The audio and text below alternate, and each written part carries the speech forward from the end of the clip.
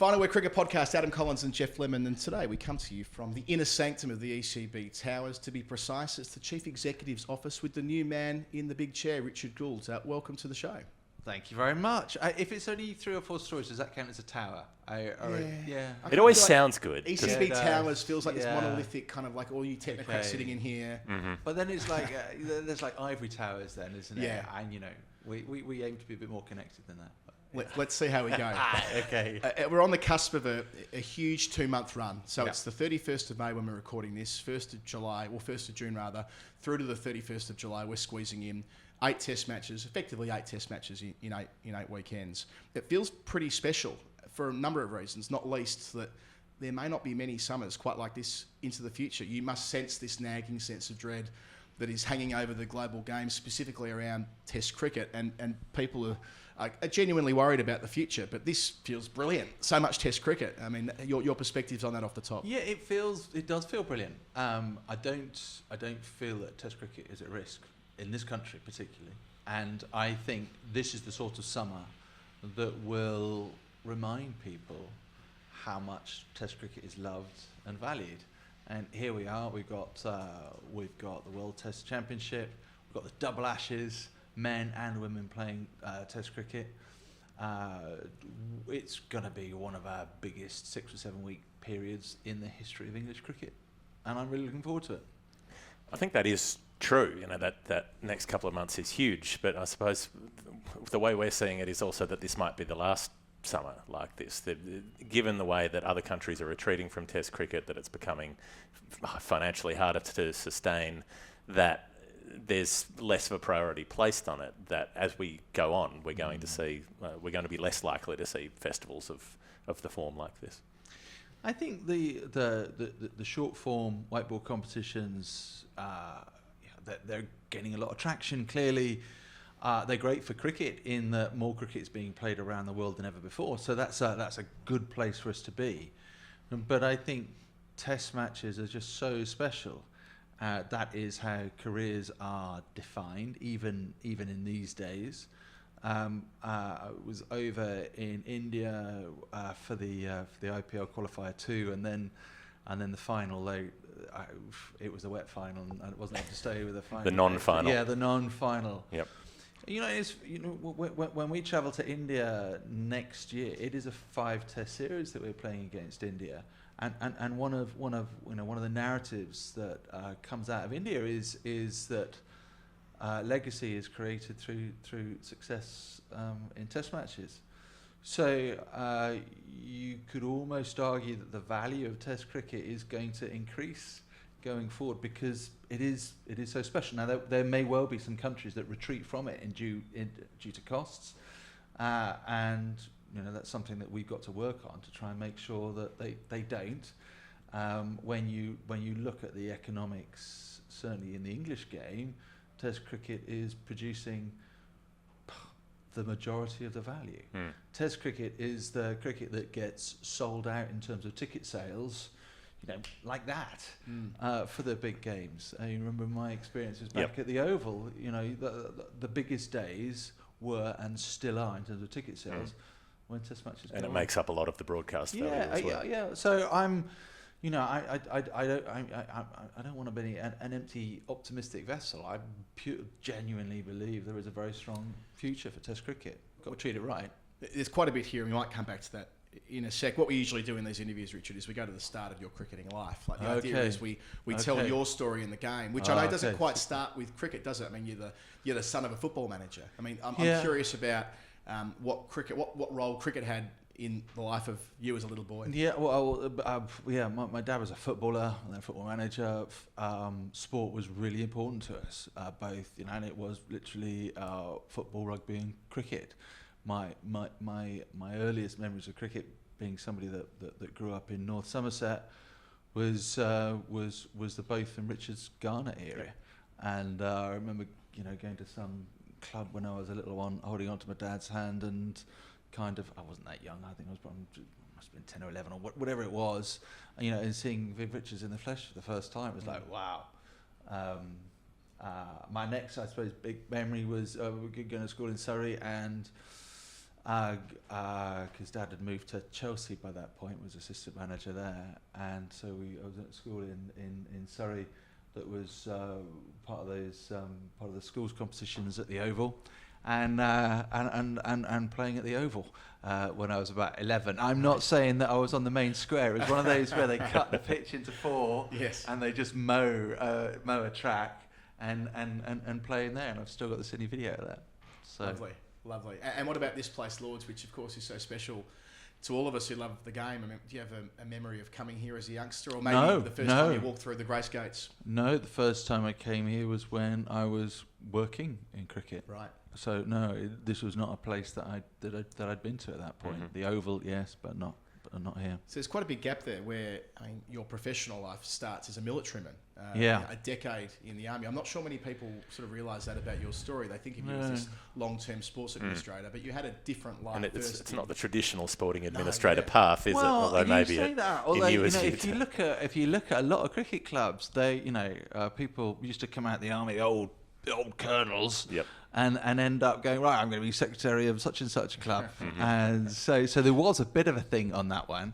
But no, I spent, I left school, joined the army straight from school, and stayed in until I was about 31, retired as a major when I retired and was in the tank regiment. Had a great time, played a lot of sport, did lots of different things, played quite a lot of cricket, rugby, football. It's always pretty good for sports in the army. Were you deployed around the world? Like, what sort of roles did you have in what parts of the world? Initially when I joined, it was when the old Iron Curtain was coming down. So I was a tank regiment. We had shed loads of tanks parked up on the old East German border. Of course, yeah. And then things changed. I suppose operational tours in Northern Ireland, Bosnia.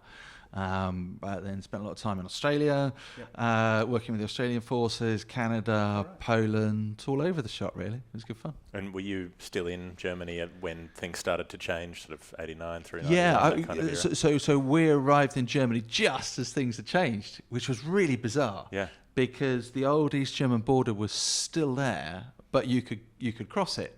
Right. But of course, the Russian forces, the Soviet forces, were still there, and so they'd be there in their shapkas and still occupying their bases, and because there was nowhere for them to return to in Russia at that point. So it was quite surreal in some ways. And what were you seeing from say from the East German population and your conversations with them? I mean, well, how conversant were you able to be?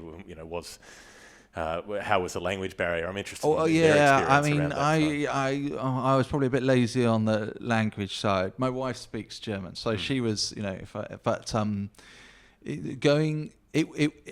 was pretty surreal.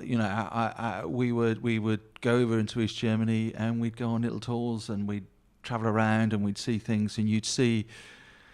The difference between West Germany and East Germany was massive. You go in through the towns and it was very Soviet style, drab, slightly depressing. Lots of larders or whatever. No, it wasn't larders. I think it was larders, wasn't it? That were putting around. It was fascinating to see the difference. Right. And then being in Bosnia in the 90s, I mean, it must have been a hellish place to observe peacekeeping missions was that before or after the worst of the war? It was just after the worst of the war. So I was part of a multinational division led by it was a British division, but it was under American control. And we were up in Banja Luka, up in the mountains, just trying to keep a lid on things as they were putting the countries back together at that point. Is it useful sometimes to think back on that in terms of having some perspective? If somebody's upset about how Bristol City's results are going this season, you can... Yeah, I think so, because when you see what the forces have gone through in Afghanistan and elsewhere over the last 15 to 20 years, my experiences were nothing like that. It was Cold War warrior, and then a little bit of a few tours here and there, but then there are always casualties in any theatres, and I think that does give you a sense of perspective in that regard, without being overly melodramatic. Although it is fascinating because you then see the sort of the religious components and stuff like that, and I spent some time in Northern Ireland working with 7 Royal Irish. which would be fair to say probably a fairly Protestant-heavy organisation, whilst my brother was playing for Celtic, which is not a Protestant organisation. So I used to get a few looks when I'd asked to turn the telly on so I could watch the Celtic game. That was not a good thing to do. So I suppose with all of this football in your family and your blood, that it was not an unusual link for you to go to Bristol City once you retired from military. Well, I didn't know what else to do. You know, what do you Right. do as a 31, 32-year-old tank commander, not having gone to university? Where do you go? I suppose you start looking for things that you can link back into. And Bristol City, there was a guy who was the chief executive at the time, who'd come from Gloucestershire County Cricket Club, a guy called Colin Sexton. But he'd been in the RAF, so I sent my CV to him, and I ended up volunteering for about 3 months because I was coming towards the end of my time in the army, and I had a couple of days spare a week. So I said, well, I'll come and work for you for free. And at the end of that, he said, well, I'll give you a job. I went, great, thank you very much. I spent about 3.5 years down there before I went off to Somerset. It's a pretty quick progression, and I didn't realise just how quick that transition played out. So running, what would you call Somerset? The biggest small county? Would that be a reasonable depiction? I mean, your original county back then anyway. Yeah, I think back there were loads of challenges. It was really good having worked in football for 3.5 years or so, because football was a couple of leaps ahead of cricket, arguably is now. But it meant that when I got down to Somerset, there was quite a lot of low-hanging fruit. You know, this was time when data marketing and ticketing and all the rest of it was just coming to the fore, and within football it was pretty well delivered. I remember getting down to Somerset and going, okay, so you talk me through the database, and they went, no, we haven't got a database. So all right, so take me through the ticket sales. And I remember Joanna, who was looking after it at the time, came and said, well, okay, well, she took me behind the counter and she said, right, these are all the tickets. And there was an amazingly beautiful array of hundreds of tickets, different colours, for a different colour for each different day of every match that had been, processed and delivered. I said, it's brilliant. Okay, I think. So talk me through your ticket sales process, and said, well, we just wait for people to come up to the counter the day before. But she said, but to be honest, if they do, we tell them, don't bother buying one now. Come back on the day because it might be raining. And there was just such a great sense of charm on that. But there was clearly some improvements that we could make on that. So you say that's the first time you walked through the gates of Lords when you were the chief executive of Somerset. I suppose that would have been the first time you had anything to do with the organisation in which you now are running as the ECB chief executive. And I think it's remarked upon a lot in coverage of county cricket that the CEOs and chairs of counties, a big part of their job is scrapping with the ECB. It's a naturally adversarial environment. And that was a job that you had to do on behalf of the Somerset members. Yes, to an extent, but I think it's more partnership than adversarial. I think that the challenge for the ECB is that it has responsibility for the whole game. That doesn't happen in other sports. Rugby is split up between the RFU and then Premier League Rugby. Football, you've got the Football Association, the Premier League, the EFL. And so you've got these separate organisations that have very distinct, different jobs. And arguably they can put the focus that they need into those, whereas the ECB looks after the whole game, grassroots, professional, domestic, internationals, and therefore the ECB often has to act as a referee, the organisation that priorities what resources we've got and where those priorities should go, and there'll be different decisions and arguments as to how those priorities should be placed at any one particular time. I'm just realising you were at Somerset through the Justin Langer era when he was there. How much did you have to do with the pugnacious Australian left-hander? A lot. A great man. He really took Somerset to his heart. He and his wife and family lived in the same village in Somerset that I lived in. The local junior school only had 25 kids in total, so between my kids and his kids, I think we had something like 20% of the school taken. He's a fascinating individual because he's really, really driven. But there are many other sides to him as well, and I don't necessarily think that they always come to the fore. But he's, we've got a lot of time for Justin. Yeah, he's definitely one of the more complex characters. Yeah, I've definitely. happened in sport. Yeah. But he did an amazing job at Somerset because, we were a little bit overly relaxed in some ways. Brian Rose brought him in. Andy Hurry, who's the director of cricket down there, Andy Hurry and JL created this amazing bond. And then you had Brian Rose, who was kind of the deep thinker, and then JL and Andy Hurry were the ones that made it work. And I think that the work that he and Andy Hurry continues to do, well, you see the legacy of that. For 10 years now, Somerset has punched above its weight, and in terms of player pathways, there are not many counties that have provided the quality that Somerset has. And I guess an administrative pathway as well, because that in turn sees you move to Surrey after a few years at Somerset. Yeah, I moved to Surrey in 2011 after about six and a half years at Somerset, and I was at Surrey for 10 years, which was a lot of fun. The game changed so much in the 10 years you were at Surrey. I was trying to think about it before, but even take the IPL. England barely had a presence at the IPL around that time that you were taking over at Surrey. And by the time you finish in 2021 and you move on back to football again, and we'll go to that in a moment, but the way in which capital and private equity and competing interests and that conversation we were having at the start about the primacy of red ball cricket, all that volatility is happening while you're in charge of what's effectively the biggest county in England. It's a really fast-changing world, and even now it seems that the rate of change has accelerated even further, and that's quite exciting. I know it has its challenges, and it allows us, allows for lots of debate on what we should be playing, when we should be playing it, who should be playing it. But I think cricket is remarkably resilient in that regard, and the fact that it can change the way that it looks, and the fact that cricket can aim at lots of different audiences simultaneously. The test match crowds look very, very different to a 100 crowd or a blast crowd, and in terms of age and demographic. But the fact that we've got different forms that can attract different parts and frankly do different jobs for people at different times. I think we're well set. You've got the perspective of having been between two different counties and now at the ECB itself. Yeah. In terms of trying to fit all of that stuff together, is it possible to find some sort of piece of code that will actually work for most people? We'll find out. Will there always be dispute? We'll find out, and if I fail, I won't be here very long.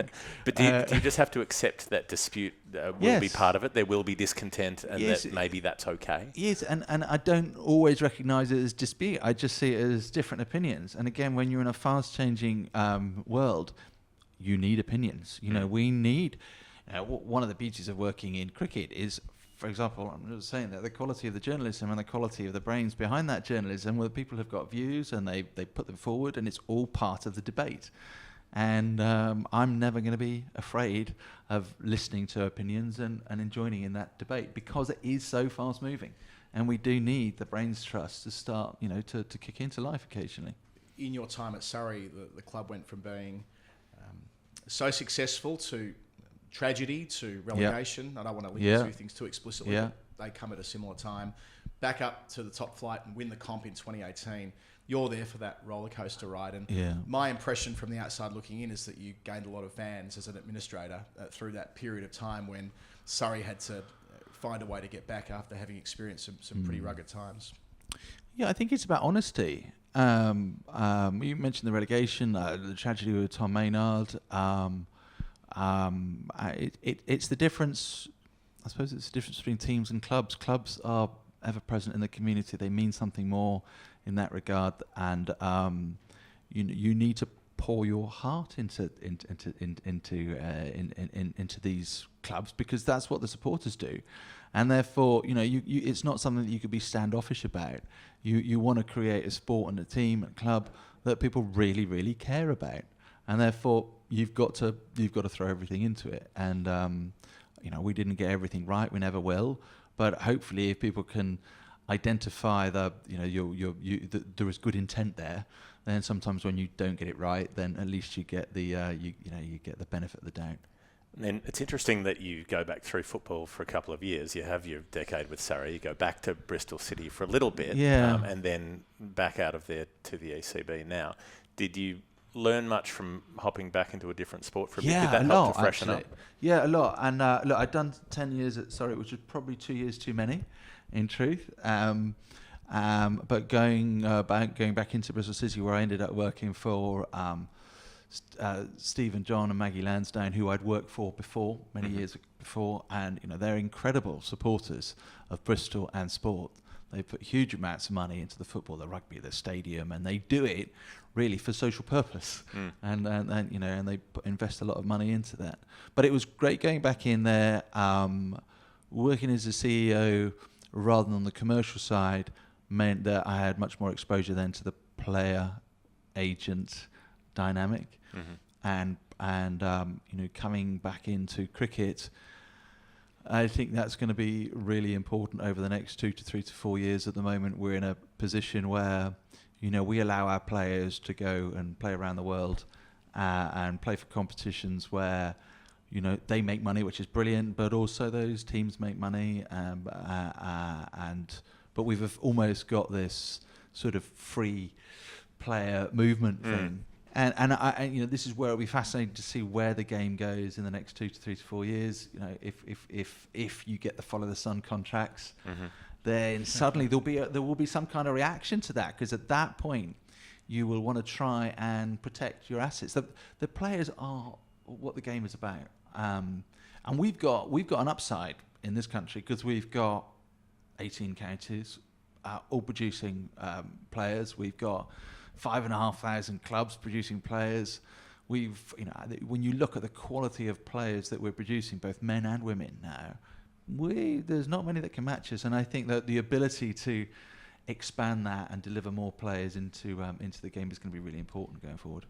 I read that participation story when you had your AGM last week. I know you're keen to emphasise that point, and that must, for any administrator, be a big part of what your legacy will be. But the truth is, you've come back into an organisation like this in the middle of a bit of a shitstorm around the 100. I mean, you were strident in your opposition to it when you were running the show at Surrey. I know you ran the Invincibles for a couple of years at the back end of your time. I know, I was MD of the Oval Invincibles for a while. I'm very much aware of that. So thank you for raising that. But nevertheless, I mean, I think that, kind of coming back to my point before, a lot of people out who follow the game view you as the guy who's going to get rid of that 100 thing. Now, I know that you've been quite clear that that's not your position anymore, but nevertheless, there are fans out there who think that it's cool now because Richard are going to take the 100 out the back and shoot it. I think what people are mostly keen to know is, what is your true north when it comes to the 100 ball competition? We're going to look, you see the competition that we're in globally now, and every country needs to have a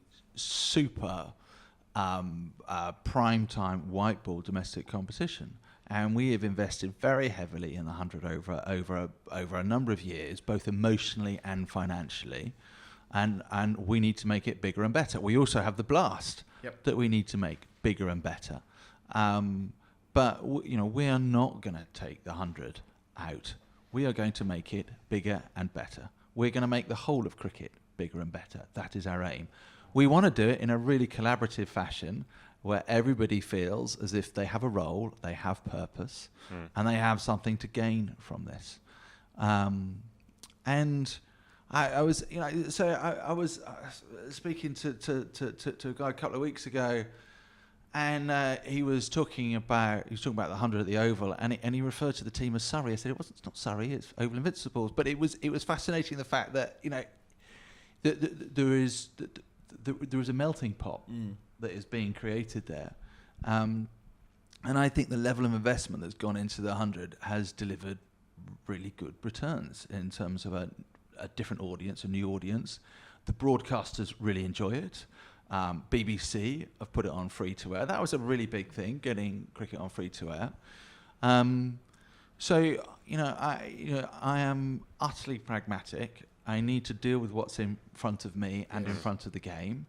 And we will do that, but we'll do it in a collaborative manner, bringing people along with us. So, collaborative manner, pragmatic. I think a lot of people will hear those words and think, well, there's going to have to be some pivot in order to find an accord. What Jeff was referring to in his question 10 minutes ago or so.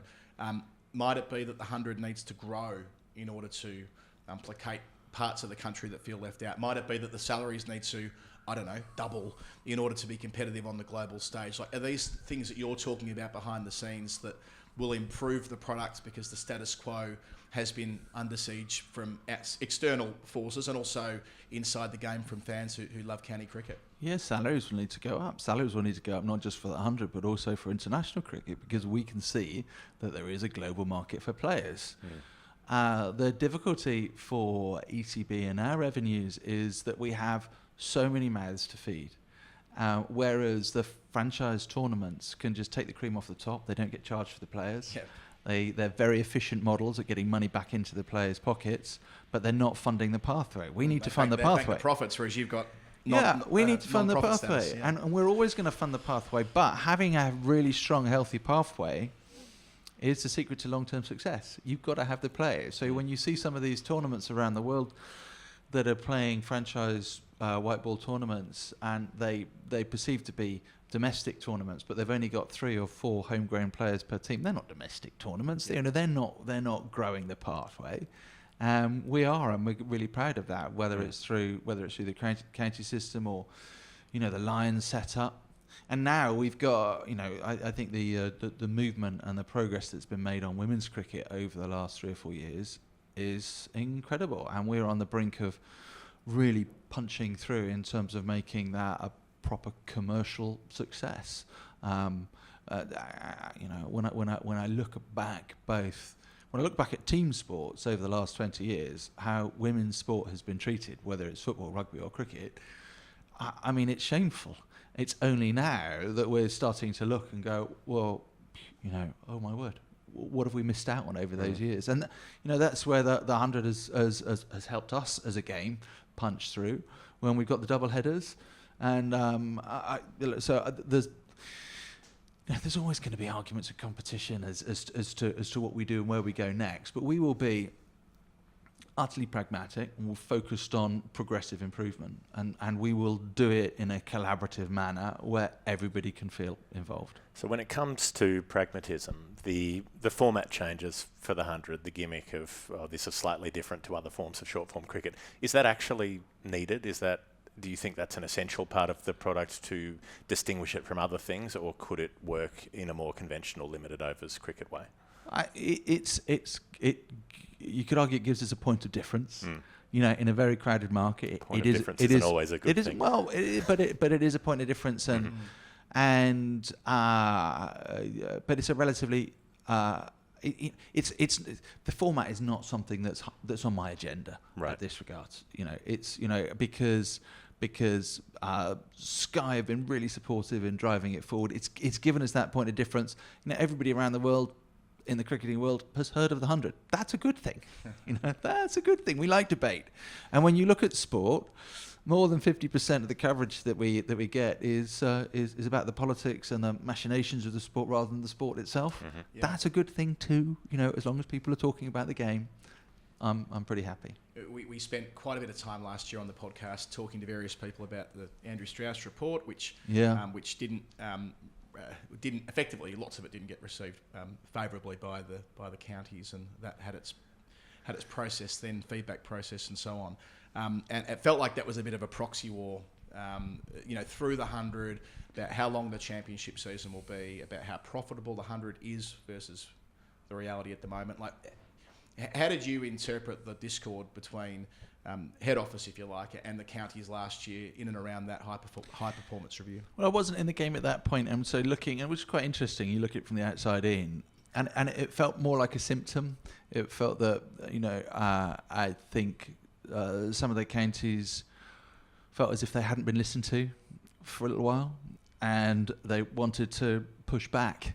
I'm sure in part on the substance, but also they wanted their voices to be heard. Yep. And I think that's really important, that their voices are heard. And looking at the boring governance type things, if you go back 15 years ago, the ECB board, I think there were 6 county appointees on the ECB board. I have a board of 10, 12, 13 or whatever. But in truth, if those 6 county board members acted as a block, the rest of the board, it would be unlikely to go against them because they were perceived as the game, which probably meant that we weren't as progressive as we could or should have been. We've then gone to a fully independent board that has allowed bold decisions to be taken and for decision making to be taken away from the counties to an extent, and we have seen some good, disruptive but positive changes to the game. You know, we've made changes to the game that you would never have got through with a previous governance element.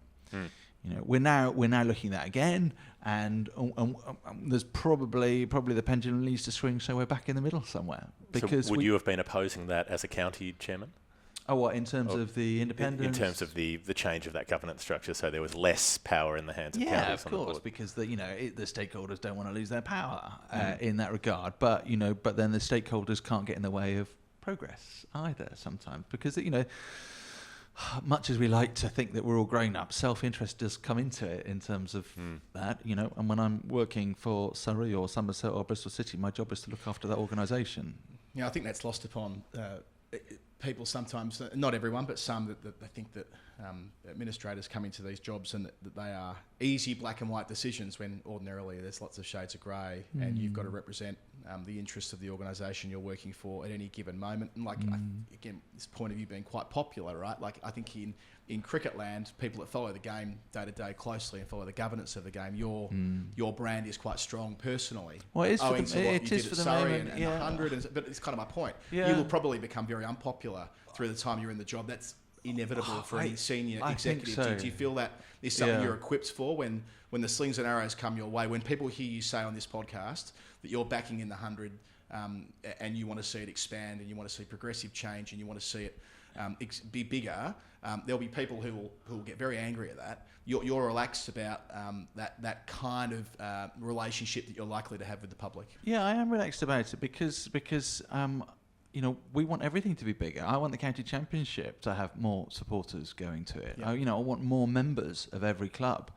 I want more people watching women's cricket. I want everything to grow. We've got roughly about 3 million people will go and watch a professional game this year. We want that to be 4 million within a couple of years. So we want all ships to rise on this tide, and we know that each format has its own plus sides. Yes, there are negatives, of course there are, but across all of them. But that, I want everything to grow, and when I do become more uncomfortable, when I do get criticism, I just got to take it on the chin.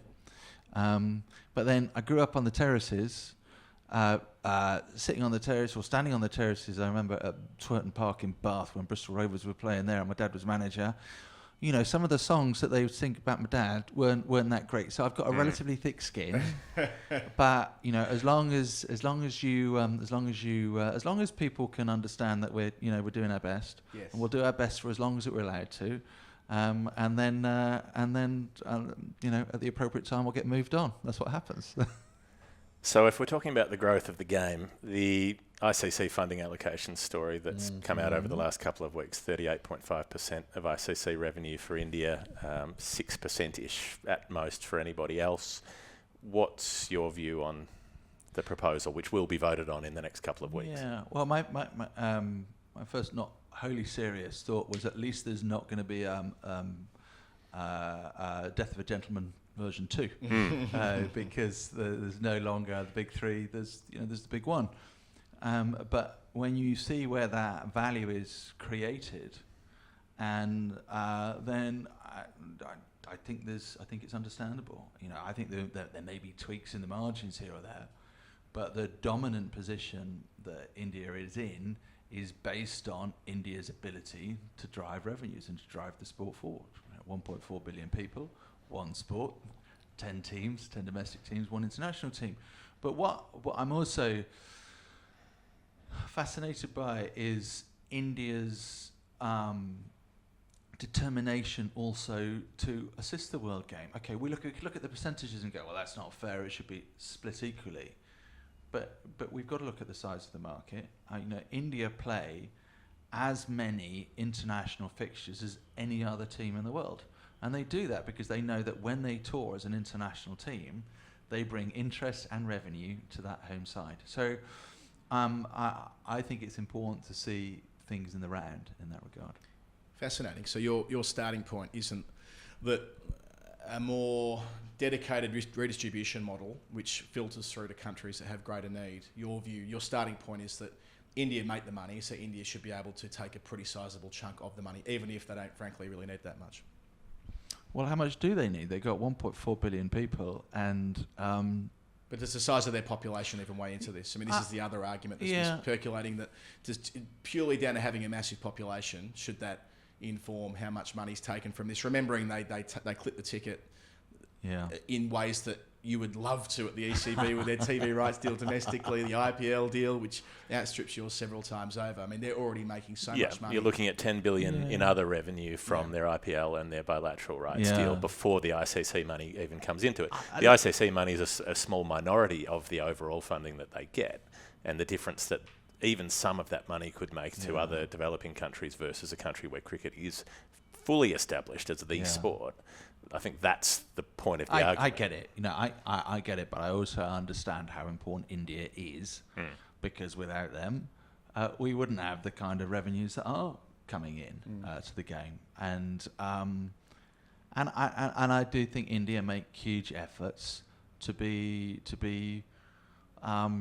responsible partners in this. When I see the amount that they travel around the world, taking India everywhere. Sure. So I do think it is a balance, and yes, we would like more money. We'd always like more money, but that's up to us to try and drive those income streams. I'm going to use my favourite stat at the moment, which is the ECB commercial revenues are currently £120 million less than Spurs. Right. So that's an interesting number. Yeah. We're about 320, they're about 440, something like that.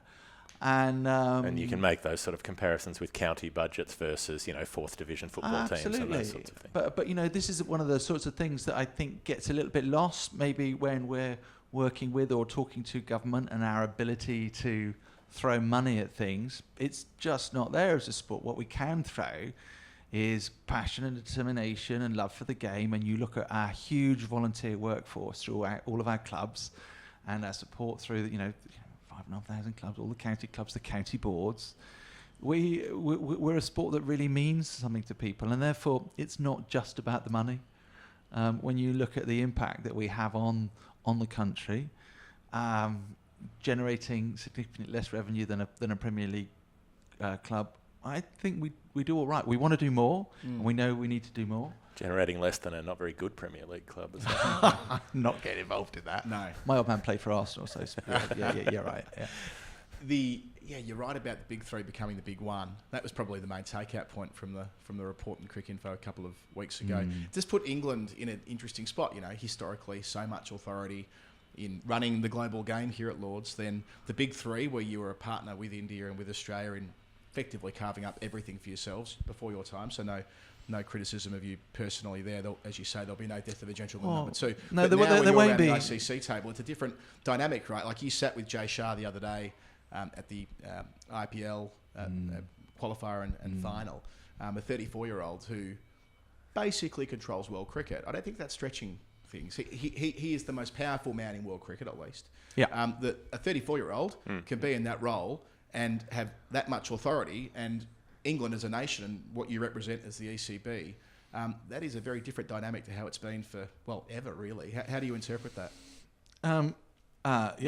He is the prime leader in world cricket. But he has big teams around him. There is sport and politics in any country is pretty intertwined.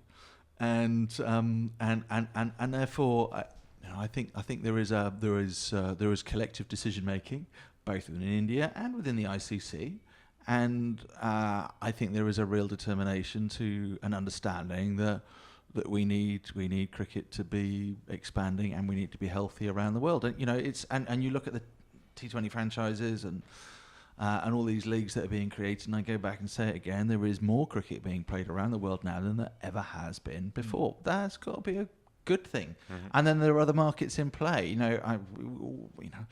The States is an interesting market. What happens if we get cricket in the Olympics in 2 or 3 years' time, which is in the States? There's another key pivotal moment for it.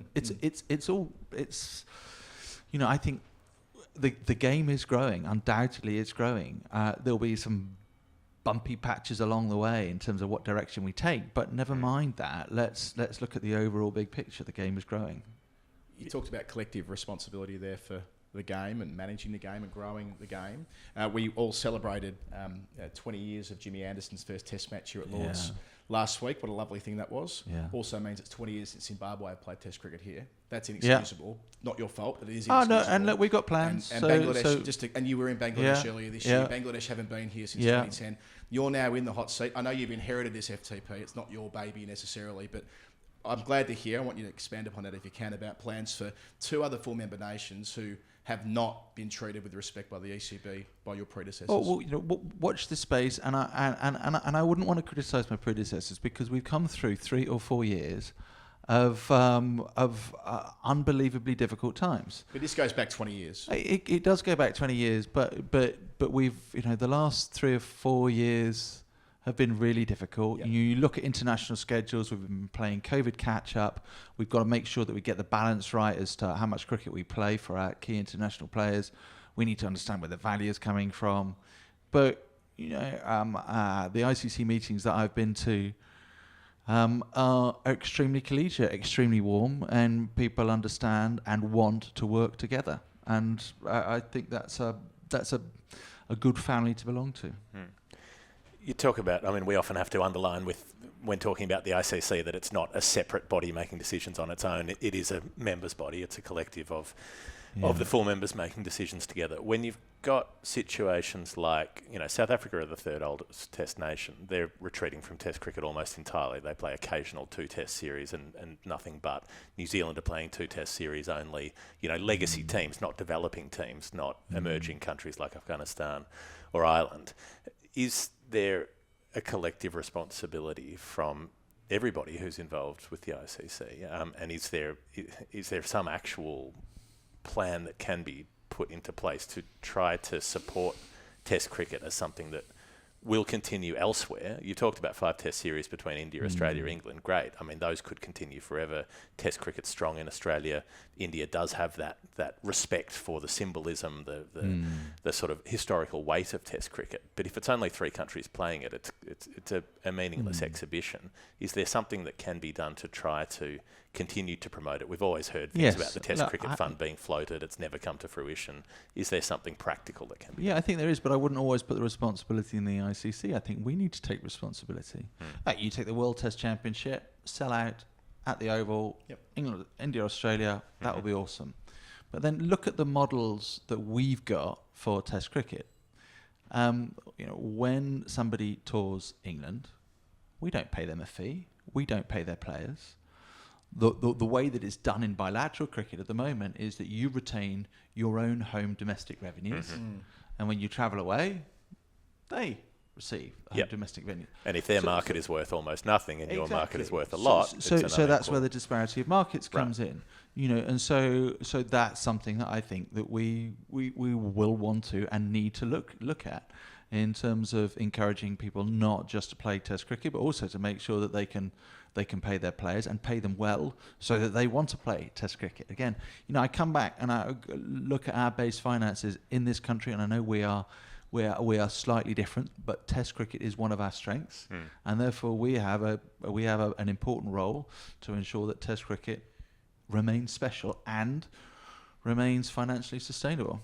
I'm mindful we're running out of time, so a bit of back and forth scattergun here if we can. Go for it. World Test Championship, it's in the FTP next 2 cycles. Do you want it to be there for the next 20 FTP cycles? Are you a believer in the World Test Championship remaining at a minimum of where it is right now, but ideally expanding? Yeah, I think it's working really well. We've heard from the owner of let me get the franchise right, Rajasthan Royals last week, that he sees international cricket being played in windows akin to Wimbledon. I would imagine you have an aversion to that. That isn't something you'd like to see? Well, we play in a window now. But I mean, effectively, windows of which doesn't like a fortnight of Test cricket. Or Yeah, something like that. I think it depends on where you're deriving your value and what your business case is based on, and that will differ from domestic market to domestic market. Is there a place for Tim Henman in Test cricket? That's a big question. Yeah. Maybe on the board or something like that. No, I saw Manoj's comments, and it was interesting. But he also said that we need to make tests special. Yeah. I think that's what we do really well in this country. Every test feels like a proper occasion that you're going 70% of your broadcast revenue. Right? Yeah, but when we go to Edgbaston for the first Ashes Test, or when you come to Lords or the Oval, they all feel like really special occasions, and I think other countries could take a little bit of a leaf out of that and make sure that their tests too feel like really special occasions. Contracts are a nightmare. There's no easy solution. One that's been mooted is much higher match payments and pretty much junking national deals. So do you think that's the direction of travel? I think direction of travel is paying the international players more. How we do that will depend on almost a per player basis potentially at some point, both for the men and the women.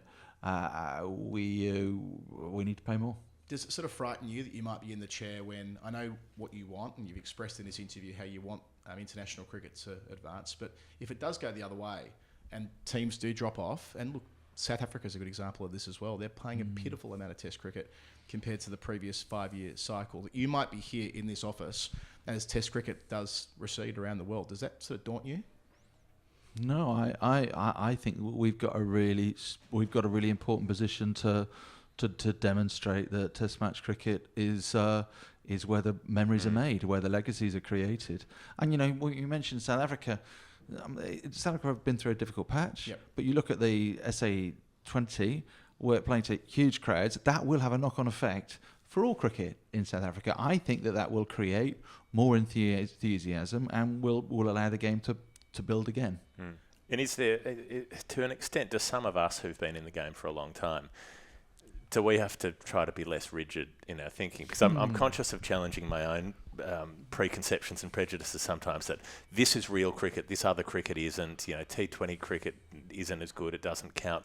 But then, as you say, if you've got countries playing T20 cricket who would never have played international cricket before, that is better than them not being involved at all. Don't be less rigid, because that would indicate that you may care less, and we want people to care more.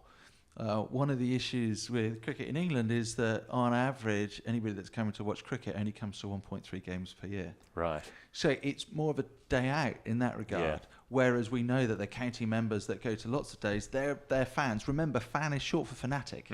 I want people to be fanatical about cricket. I don't mind if that's the 100, the Blast, Test match cricket. It doesn't matter. Take your pick, and we'll provide something for you. I'm quite aware that we haven't really had the chance to talk about women's cricket other than a little bit around the margins with the 100. But the women's cricket, due to the lack of investment in it until 10, 15 years ago, is playing behind the curve to such an extent. I mean, that must be a big part of your thinking. How, as a global game, can the women's side of things play catch up in a hurry, and how can the ECB? Yeah, it already is to a point. I mean, it's moving so quickly. Yeah, of course it is, but it's going to have to play. It's going to have to be turbocharged. It is moving quickly, but we need to continue to invest in it, and we need to overinvest. When we look at the revenues that it's creating, it is creating significant revenues, but we're currently probably spending 3 times more than the revenues that are being created, and we will continue at that pace, if not accelerate, because we do need to make up for lost time. Team sports have not dealt well with women's cricket. I have to hold my hand up because I've been an administrator for 20 years, and so I'm as much to blame as anybody. Do you look back over your time with Surrey and Somerset and so on and think, well, what could we have done? Yeah. What more could we have done there? I remember Somerset. Jim Conway was looking after the England women's team at that point. And the England women's team came down to Somerset to play some games, and I said, okay, well, we'll turn Somerset into the home of England women's cricket, because at that point they were bouncing from school to school and all the rest of it. And so, we did that for a couple of years, and then fortunately they outgrew us relatively quickly. But at that time, why did I not ask, where's the Somerset women's team? Yeah. And I look back and I go, that was a real mistake. Why at that stage was I happy to promote the England women and bring them down without thinking, Where's the Somerset there are women's women team? here, there are girls here who would like to be able to play in 5 years. And I remember taking my own young daughters at that time to the T20 World Cup, women's T20 World Cup that Taunton hosted, and you know, my girl was saying, "Dad, why are the girls on the pitch?" Because girls were not used to seeing women's sports teams out on a pitch. That's, you know, I have to apologise for that. I think we all have to apologise for that and try and correct that as quickly as we can. I remember someone said to me about a good politician. They have two things: they can show contrition and candour. And I think you've done that through the course of our conversation. You're a busy boy, and I'm going to let you go in a sec. But sorry, do you want to jump in? It's all right. I hope I'm. You know, politicians. Well, you know what I'm trying to say. Positions of authority where people are scrutinising your job. I mean it. I mean it. I'm sure you do. And you got stuff to get to day before a test match. Jobs where you're not necessarily popular. I just have one last question please. on that, Pen. Why did you want to take this job? Because it's a job to be done. Yeah. I could have quite happily stayed in football, having great fun, doing stuff, but I don't know whether to go back to your army days, but I think there's a duty there. And there is a real job to be done. People are involved in cricket because they love the game and because of the social change that it can deliver. That's what we're here for. And I want to try and make sure that we can have a few more smiles around the place, all right? Because it does get sometimes too serious. We take ourselves too seriously. The aim of sport is to have some fun and enjoy yourselves. And you know, I want to be smiling a bit more. That's a really nice place to leave it. You've got a lot of goodwill, I reckon. You've got a lot of political capital. Spend it well. I will try not to waste it. Spend it well. Good luck in the job in the months and years ahead.